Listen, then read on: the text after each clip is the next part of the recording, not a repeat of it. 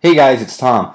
So what I thought I'd do is I'd do a little unboxing and review of the latest compilation put out by The Who called The Who Hits 50.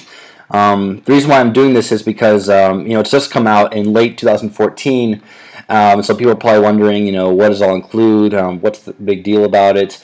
And also because I do a Who-themed podcast called Triple Threat.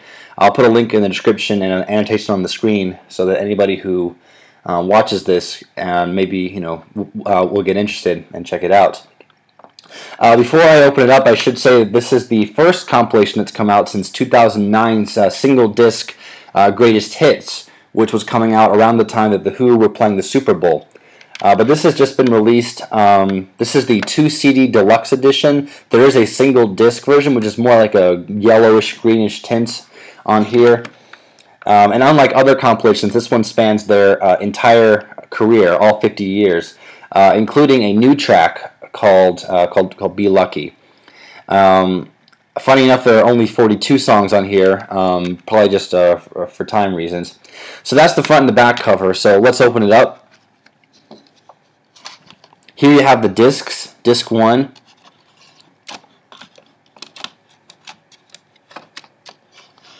And disc 2.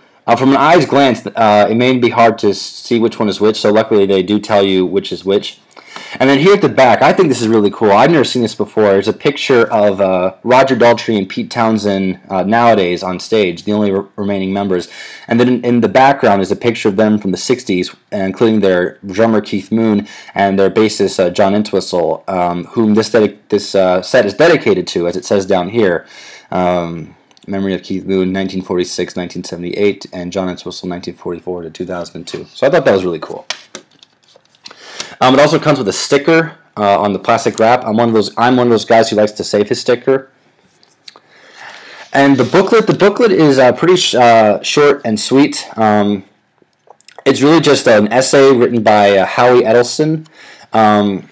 It doesn't really give too much of a history about the band. It really kind of just makes little notes about the songs. And I guess it's done this way because they want to sort of let the music speak for itself. And truthfully, if you want to know any history about the band, you can sort of read any Who book or watch any Who documentary. But it's got some really great pictures in here. It's got these little bolded quotes. This one's about how Pete would make his demos and then present them to the band. This one's a really funny story about Roger Daltrey talking about their song Squeezebox, which is on this compilation. And then it kind of goes on and on, talking about how they progressed even after John and Keith had passed away. And a lot of the songs are sort of mentioned in this booklet. Not everyone is. And it's really nice. And then here at the back, you sort of get like the credits. Howie Edelson, as well as wrote the liner notes, also did the little interviews that pop up in the little bolded segments. This is remastered by John Astley, who's been with The Who for quite some time now. And then you also get a bunch of credits, and then at the bottom here are all the songwriting credits for who wrote which songs for both discs. And then it also has the musician credits for the new track, which was Be Lucky. So put that in there, and that's everything that's in here in terms of packaging. As far as the music goes, I have had a chance to listen to it, and I can sort of give my thoughts about it.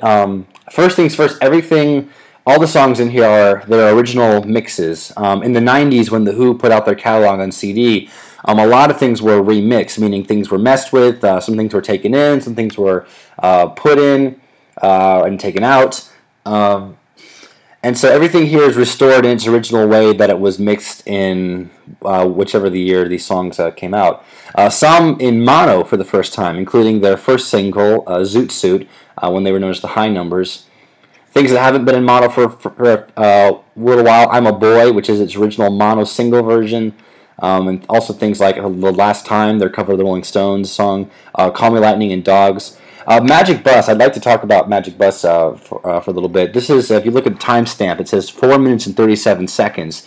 Anyone who knows Magic Bus from all the other compilations that it put out, that song ran about 3 minutes and 20 seconds. This is actually a sort of a longer alternate take of the song, which was first released in 1971 on their compilation Meaty, Beady, Big, and Bouncy. but that was in fake stereo. Here it is in mono, which is really nice to have.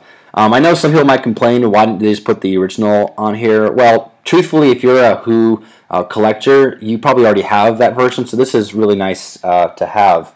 As far as why certain songs were chosen, I think their intention here was to include every single A-side that the Who released from 1964 all the way to 2014.